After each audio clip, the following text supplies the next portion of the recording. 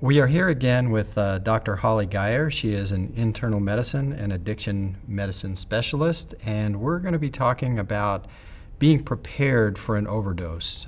Heaven forbid you come across someone that this happens to, but I believe it's happened to you personally. I've had a horror story in my past, Kim, where I was at the park with my 3-year-old, and it was a fairly affluent area. Nothing like this happens there. And yet I hear screams from the other side of the park. I race over as a group of kids are crowded around a small body, probably a 12-year-old, who's blue and not moving. And they had been experimenting with drugs. You know an overdose when you see it. And I wasn't prepared, Kim. I didn't have Naloxone with me. And had EMS or emergency services not arrived within minutes of me showing up there, I probably would have lived with the guilt of that kid's death for the rest of my life. So I'm so pleased that somebody else was prepared. I now carry Naloxone with me everywhere I go because I'm ready for the next situation. And it can happen anywhere. We know these drugs are littering our streets and they're contaminating other, less harmful drugs, things like cannabis even these days. And so it's key that I think we as society are prepared to handle that if and when we come across it. Well, and I believe that's a good reason for pretty much everyone to consider carrying it. I mean, we've had stories of children, very, very small children, even under the age of 2, that have been exposed to this drug and are now unconscious and clearly, innocent victims in all of this. And so by having as many people as possible with this drug on hand, it gives people a chance. The benefits of using the drug, Kim, is that if you deliver it in a situation where it wasn't an opioid overdose, almost no harm done in most situations.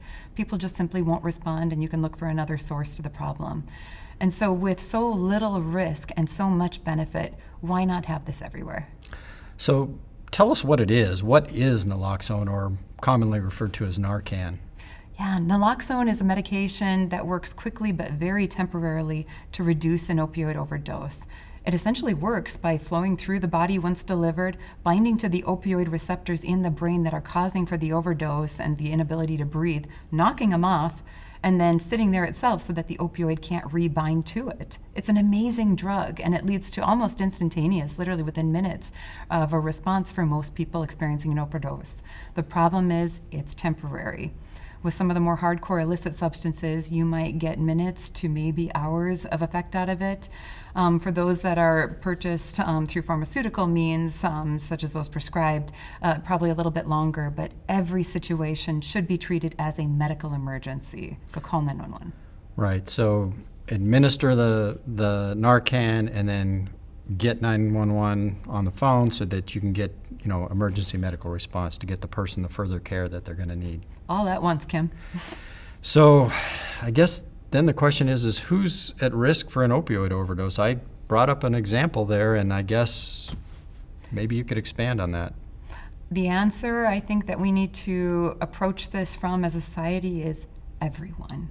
No one is immune to an opioid overdose. That being stated, there are certainly risk factors that put someone at a higher risk.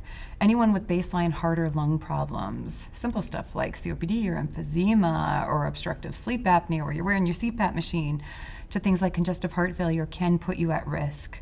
If the drug's not being cleared well from the body, so liver or kidney processing issues, that can put you at risk. Recent dosage changes, right? If your clinician goes up on the dose that you were on before, or if you're using illicitly and you find a new supplier, absolutely at risk. And then, of course, any history of illicit use in itself is probably one of the biggest risk factors. All of these are great indications to keep Naloxone on you as a person and make sure that the people you're surrounding you with have that drug on hand as well. I don't know too many people that administer the drug themselves when they're in a setting of an overdose. And so maybe you could talk to us a little bit about how you use Naloxone. I know it comes in different forms. And then maybe we could do a little demonstration about how to actually use it. So yeah, absolutely. Naloxone is now over the counter. It's quick and easy to administer. It comes in a vial package. When you take it out of the package, what you'll do is just insert it, if it's the intranasal version, which I recommend most people use, into the nasal cavity and give it 1 squirt. That vial is only good once. So make sure that you get it right the first time. Then you'll roll that person into the recovery position, and again, you'll have activated EMS within this time frame very quickly, so they're on their way. You can expect some degree of instantaneous withdrawals to occur if it was an opioid overdose. So the good news is they'll start waking up. They'll start being more responsive, but many people have vomiting, diarrhea, and or even become combative. So keep yourself safe in all these situations when you administer it. All right. Well, I think next what we ought to do is have you just demonstrate how it's used. And, in most situations, I would say, you go to a training, but this is really pretty simple. If my kids can do it, anybody can do it. All right. Well, let's go try that out and see how it works. Good plan.